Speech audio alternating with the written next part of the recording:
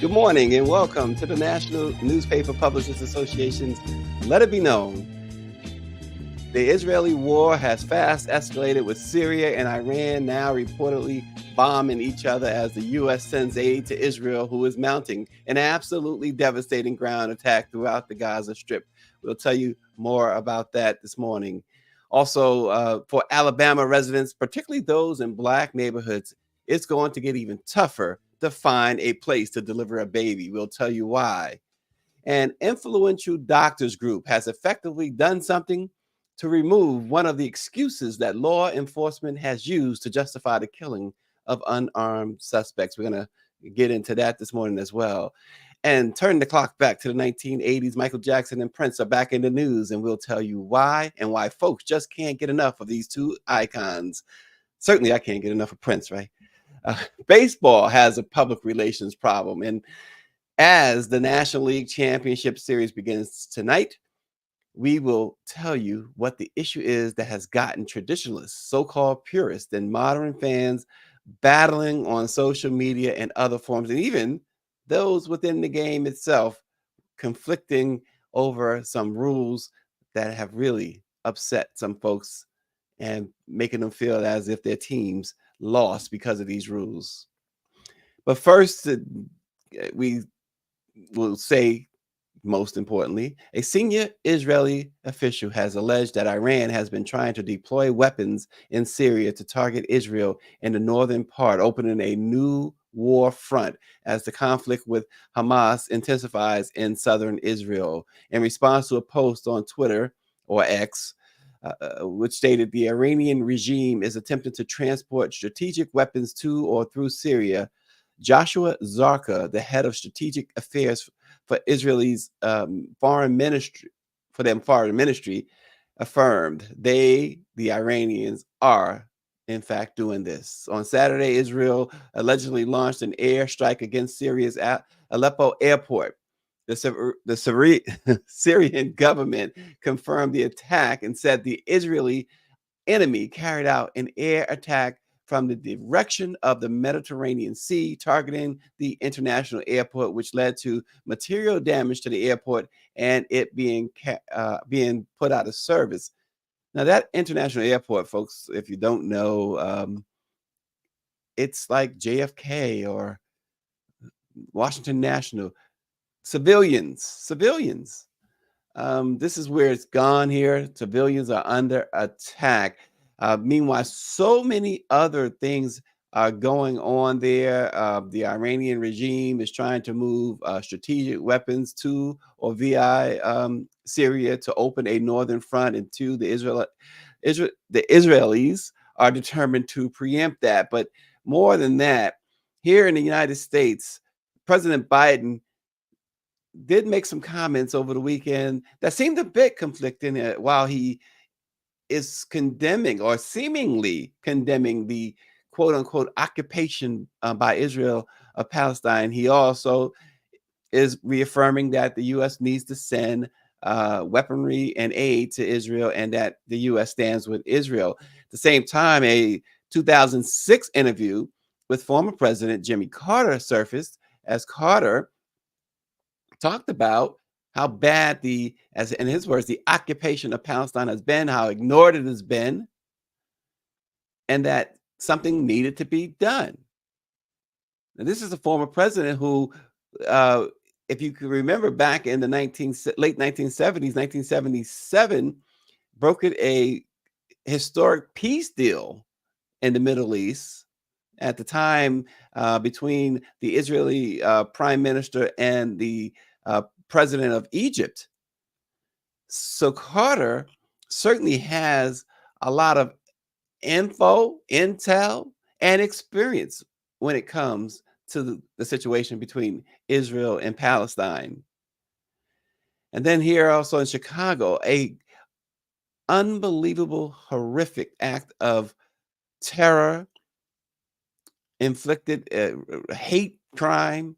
A man stabbed a little 6-year-old and his mother more than 4 dozen times, killing the 6-year-old and severely wounding the mother. And what the president took to social media himself, President Biden, called it a hate crime. Young Palestinian baby, 6 years old, and his Palestinian mother. And folks, it's all out war. It's all out war. And at the center of it all is Israel.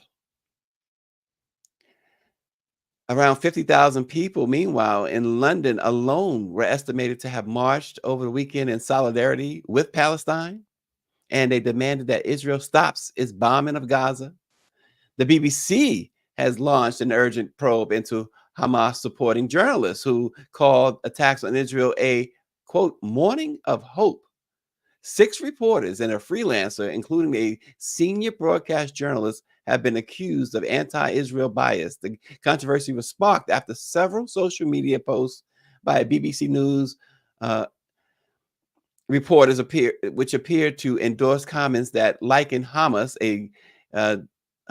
a designated terrorist group, to freedom fighters. One of the messages alleged to have been liked include a video of bodies and kidnapped people loaded into a Jeep, captioned, quote, as a proud moment. The journalist also referred to Hamas attack on October 7th as a, quote, morning of hope. Additionally, a pro-Palestine protester has called for Jews to be, quote, wiped out as Australian protests turned ugly.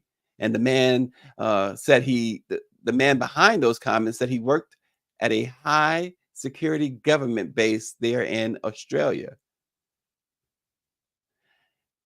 It's all over. It's all over. Switzerland says that they are right now are going to remain neutral. And Power 96 says you have to be a evil devil to stab a 6-year-old 26 times. And he also says that he honestly believes that neither side wants peace. Yeah, it's just escalated and continues to to escalate there in the Middle East. We are going to continue to follow it. We know that this is a situation that has divided even Americans, particularly has, I don't know, the word divided applies to this, but um, really has gotten Black America, um, gotten their antennas up. Put it that way. How about that? Because Black America has said what Jimmy Carter said, what President Biden sort of said. A lot of Black Americans are really upset about the what they term also the continued occupation of Palestine. Then you have the other side, Amari Stoudemire, who says that Black Lives Matter it should be supporting Israel. So it's a lot of internal stuff going on, external stuff, and as this goes on, you have the war there in Ukraine that's still going on. And here in America, you have a House of Representatives without a leader. And in order for the president to effectively enact anything to do that has anything to do with either war, he needs Congress. And right now, Congress does not have a leader.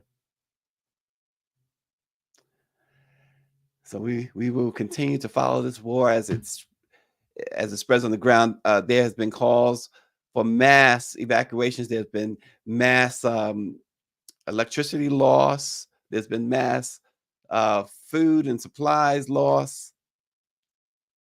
The entire Gaza Strip is in peril. And you have soldiers going door to door, house to house. It's not about peace, folks. It's not about peace. Turning our attention back home in Alabama. By the end of the month, talk about crisis. It's always a crisis, and now there's this crisis. By the end of this month, 2 Alabama hospitals will stop delivering babies, and a third will follow suit in a few weeks. That will leave 2 counties, Shelby and Monroe, without any birthing hospitals and strip a predominantly Black neighborhood in Birmingham of a sought-after maternity unit. After that, pregnant women in Shelby County will have to travel at least 17 miles further to reach a hospital with an OBGYN. And because the county, one of Alabama's largest, is bordered by another whose hospital also lacks an OB unit, some of those residents are also losing the closest place they could go to deliver their babies. Honor McDaniel, who's the director of maternal and infant health initiatives for the March of Dimes in Alabama, said this is upsetting.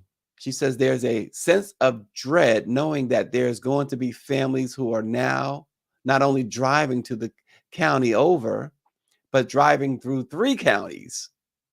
People in Monroe County, meanwhile, could face drives of up to 100 miles to a labor and delivery department. Now, tracking that far to give birth of course, is not unheard of in Alabama, where more than a third of the counties are maternity care deserts. This is amazing. Maternity care deserts, meaning that they have no hospital with birth centers or OBGYNs or certified nurse midwives. The state has one of the highest maternal mortality rates in the country. No kidding, right? Only 3 others had higher rates between 2018 and 2021, according to the CDC. Alabama also had the nation's 3rd highest infant mortality rate in 2021, which is the latest data available. Doctors affiliated with the Alabama maternity units about to close, they fear the consequences for pregnant women and babies, especially if people are not able to reach birthing hospitals quickly enough in emergencies. I say birthing, right? Birthing. The closures come as the need for obstetrics care in Alabama is anticipated to rise as a result of its abortion laws.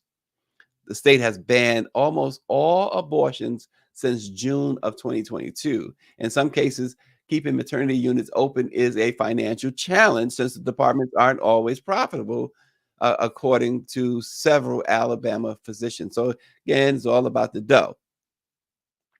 Austin is chiming in this morning. He says to be black and voluntarily live in Alabama in 2023 has to either be a result of no options or rare courage. And Power 96 says Alabama is a third world country. It's just amazing what goes on. And so when you put everything in context, and rightfully so, that there should be concern about what's going on internationally. But how much concern is it with what's going on here domestically, particularly in places like that? Mike V says so much for being pro-life. Thanks, conservatives. Yeah, it's an underlying thing there. It's a total underlying. I think we've delved into that. I think Austin and Barrington has delved into that before. But there's an underlying reason why these conservatives or far right um, folks are doing what they're doing. Well, our hearts go out to the women of Alabama. We'll turn our attention to police violence, which we know has been going on forever and a day, but certainly has been very pronounced in recent years. A physicians group has all but taken away one weapon that police and authorities use as an excuse when they kill a suspect, an unarmed suspect in particular. A leading doctors group formally withdrew its approval of a 2009 paper on, quote, excited delirium, a document that critics say has been used to justify excessive force by police. The American College of Emergency Physicians, in a statement, called the paper outdated and said the term excited delirium should not be used by members who testify in civil or criminal cases. The group's directors voted on the matter in Philadelphia. And here's a quote.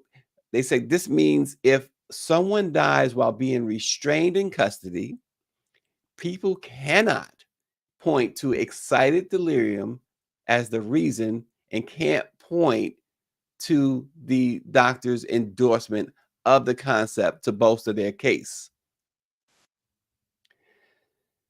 California last week became the first state to ban the use of excited delirium and any related terms as a cause of death in autopsies. The legislation signed by Governor Gavin Newsom also prohibits police officers from using it in reports to describe people's behavior.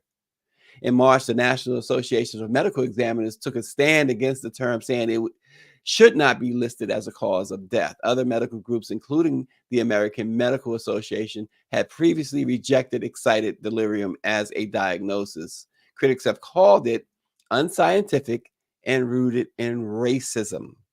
The Emergency Physicians 2009 report said excited delirium symptoms included unusual strength. See, this is how it was all set up. Unusual strength, pain tolerance, and bizarre behavior, and called the condition potentially life-threatening. The document reinforced and codified racial stereotypes. And even when George Floyd was killed, if you remember, there was the talk of excited delirium. So they're getting rid of that as a defense. And in some states now, including California, they have banned it. It can't be a cause of death.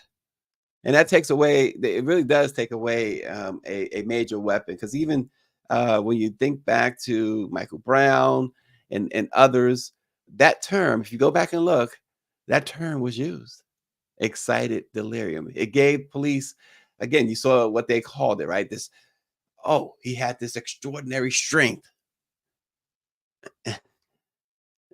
It gave them an excuse to commit. It's what amounts to, and certainly in the case of George Floyd, what amounts to murder. And as Power 96 says about, he says about daggone time. Oh boy, all of this crazy news, folks, crazy news. But that's why the Black Press is here to try and give it to you in a more, I guess, a way in which we can all better grasp it, right? Let's get some lighter news in here. No matter how far away we get from the height of their success in the 1980s and their deaths in the 2000s, folks still can't get enough of Michael Jackson and Prince. On November 10th, the black and white leather jacket that Michael donned in the 1984 Pepsi commercial will hit the auction block in London. For those who may not remember, the piece being sold was seen in the first of a series of commercials that Michael filmed with the soda company. However, this piece is not to be confused with the jacket worn in the memorable moment when Michael's hair caught on fire during a filming malfunction. According to reports, the singer's 1984 vintage jacket is listed by costume and prop vendor Prop Store at a price point between $245,000 and $485,480. If I'm going to pay $485,000 for Michael Jackson's jacket, some of Michael Jackson's money and rights to his catalog better be inside that jacket. And there's no diss toward Michael. Like, look, I don't care who you are. 485,000 because he wore a jacket in the Pepsi commercial? I don't think so. But there are so many who does think so, and I would imagine once this thing goes up on to auction on November 10th, that $485,480 estimate as the top line, it's going to get they're going to get much more than that.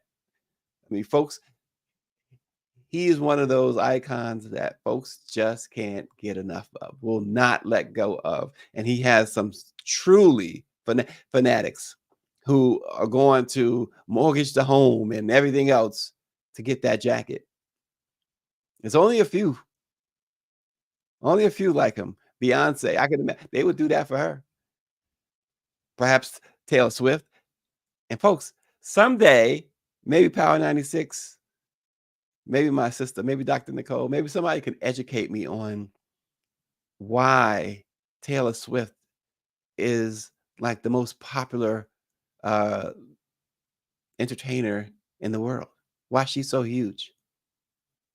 I don't get it. I don't get Flavor Flav gets it. He's a total Swiftie. I don't get it. I don't get it. So I need to be educated on that. Dr. Nicole says, I have no idea either.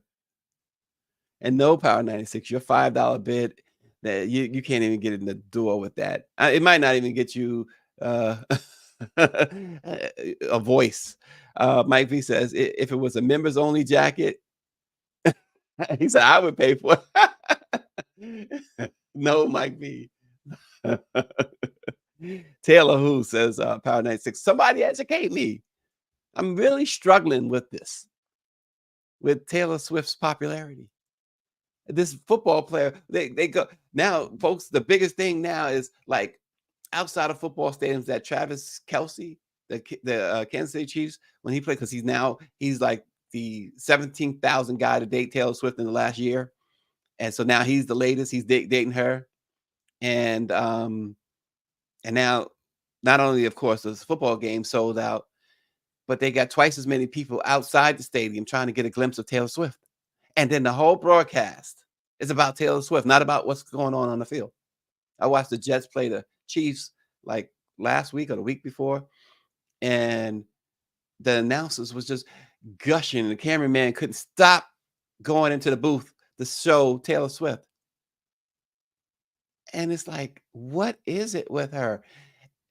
I mean, I've heard a couple of her songs and okay, they nice, but they're not like, in my view, they're not groundbreaking. They're not like I gotta hear it. I don't if I go to a party, I don't hear Taylor Swift. Still hear Michael. Definitely hear Beyonce. I always request Prince. I don't hear Taylor Swift. I don't get it. And then she's like the average looking chick. It's so I'm like, if it's not the songs, if it's not the and it's certainly not the looks, what is it? Somebody educate me, please. The most beautiful, My Life with Prince is getting big screen treatment. Crazy Legs Features has inked a deal to turn the New York Times best-selling book from the late musician's first wife, Mate Garcia, into a feature film. The book, released in early 2017, offers a look at Prince through his and Maite's relationship. She says she met Prince in 1990 at the age of 16, and following a 4-year courtship, during which time she says Prince became her uh, legal guardian, they married in 1996. Tragically, their son, born on October 16th, 1996, died 6 days later from Pfeiffer syndrome type 2. She later told People magazine that it understandably, the death of their son doomed their marriage, and which ended in 2000. The book is titled after the song "The Most Beautiful Girl in the World," which Prince wrote about her in 1994. The book chronicles how their relationship began backstage at a concert and developed into an artistic friendship and a romance. It offers an unusual, intimate, and personal look at the famously private artist who helped shape pop culture. Now, of course, my take on it. I'm not buying it. I didn't buy the book. I'm not watching the film. Maite was in Prince's life for what? A handful of years, yes. And does she have a perspective? Of course. She married the man. But unless and until they come out and they show that this is something that Prince actually wrote or or did himself or sanctioned about his life, I'm not interested. Just not interested. It's like now you come. Why didn't she come out with this before? Why didn't she collaborate with him when he's alive? You know, she says, and I say that, yeah, they were divorced, but she says that afterwards they had a great friendship. So why didn't they collaborate? We had Jerome Benton on a couple of years ago, and Jerome talked about having collaborated with Prince on a Purple Rain Part 2 that they had not finished, and that they had that got Prince's approval, and that he was looking to continue the project. Now I might give that some love because Purple Rain is the closest thing we know as to an autobiography of Prince up until that point in his life in 1985. So if there's a part 2 that Prince himself endorsed, then I'll be down with it. But this from an ex-wife, nonetheless, I'm just not down with it. An ex-wife. I don't want my ex-wife telling my story. That's that's a big no for me. Mm-mm. But anyway, the bottom line is, regardless, there'll be fans who will turn on, whether it's Netflix or I think it's Tubi that's going to air this. In fact, social media has a clip already of one scene. Of course, they're in bed talking about something artistic. So We will see. Tubi's going to have this, from what we understand, this Maite Garcia film. Turning to America's pastime, Major League Baseball. Last night, the American League Championship kicked off with the Texas Rangers defeating the Houston Astros 2-0 in Game 1. And tonight, the National League Championship begins with the Philadelphia Phillies and the Arizona Diamondbacks. But Major League Baseball's championship trophies, of course, will soon follow, and they'll be handed out to teams that didn't play like champions for 6 months. And hardcore traditionalists are not wild about that. The National League Championship, like we said, is a best of 7 competition. So is the American League Championship. And they determine a World Series participant. Well, here's the problem. Philadelphia and Arizona both finished a distant second in their divisions during the regular season. The Phillies lost to the dominant Atlanta Braves, who won 104 games during the regular season, and the Diamondbacks lost to the Los Angeles Dodgers, who won 100 games. This is the second year under a new expanded format of 12 teams qualifying for the postseason. The expansion from 8 teams in 1995 to 10 in 2012, and now 12 teams stems from baseball's executives wanting to create what they say more content for national television. Of course, meaning more money, right? But the boosted revenue comes at the price of what critics say are bloated competitions that give undeserving teams a chance to knock better teams out of the running to win the World Series. This will be the second consecutive National League Championship Series with no division winners. Last year, the second best team in the National League West, the San Diego Padres, battled the East third place finisher, the Philadelphia Phillies. The Phillies also sent the 2022 East champion Braves to an early vacation. And so social media was awash Friday, Saturday, Sunday, and this morning with fans criticizing the current format and offering up their suggested tweaks. Former North Carolina sports journalist Carl Stewart took note of the Braves, Dodgers, Baltimore Orioles, who had a fantastic season, 101 wins for the Orioles, Milwaukee Brewers, and the Tampa Bay Rays. All of them, except Tampa, were division winners. And Tampa still won, 98 games? But they went out with barely a whimper. And now folks are saying a change is needed in the playoffs. Teams with the best record in baseball went 1-13 in the playoffs, and the one win came on a late inning comeback homer. 3 wild cards and a division champ with the second fewest wins. According to Mr. Stewart, he says something is amiss. And noted baseball author and journalist Molly Knight, who counted herself as a fan of the, quote, awesome and awful brought by the randomness of playoff baseball, now believes there's a legitimate drumbeat growing for change in the wake of so many upsets.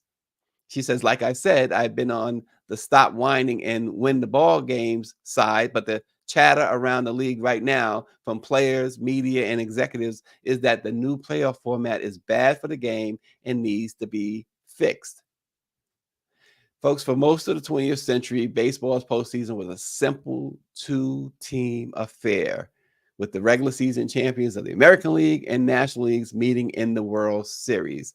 And then in 1969, they went to 2 divisions per league. And so you had 2 teams, the Eastern Division winner versus the Western Division winner in both leagues go. In 1969, New York Mets, the Miracle Mets, as they call them, played the Atlanta Braves in the division in the league championship series.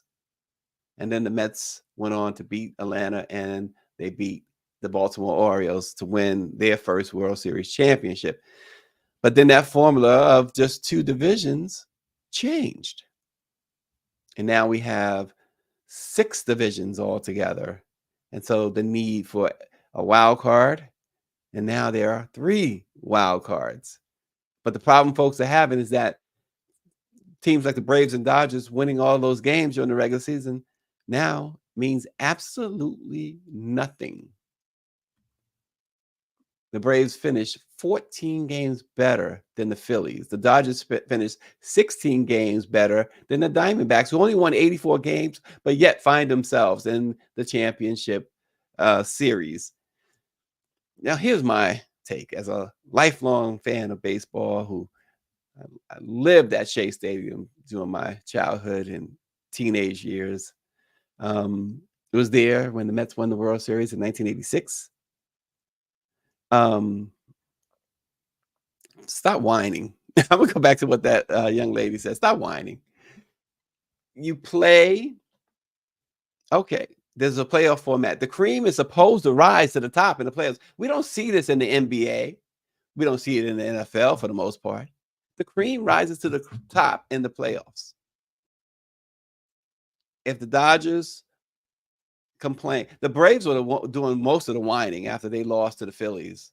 They were whining that, oh, we had a 5-day layoff before we got started. The system is unfair. No, you got 5 days to rest up. That means that you got 5 days to put your best pitching rotation together, while the other teams are exhausted in their rotation because they had to play an extra round. You still have the advantage. You have a built-in advantage. You just didn't perform. Now, I wasn't a fan of the wild card and all of this. I'm a traditionalist too. It's too many teams. I wish they would, I enjoyed the 80s, the 70s, American League East, American League West, National League East, National League West. 2 winners go at each other. From there, you get the World Series, and then you get a champion. There's nothing wrong with that. But when you paying these athletes $40-45 million a year, you got to figure out extra revenue.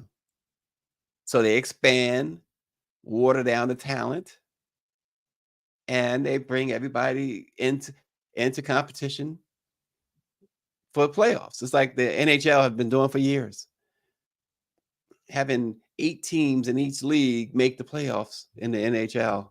And I think they may have expanded that by now. That was always, oh, God, that's just too many. It was too many. It waters down the significance of winning the division.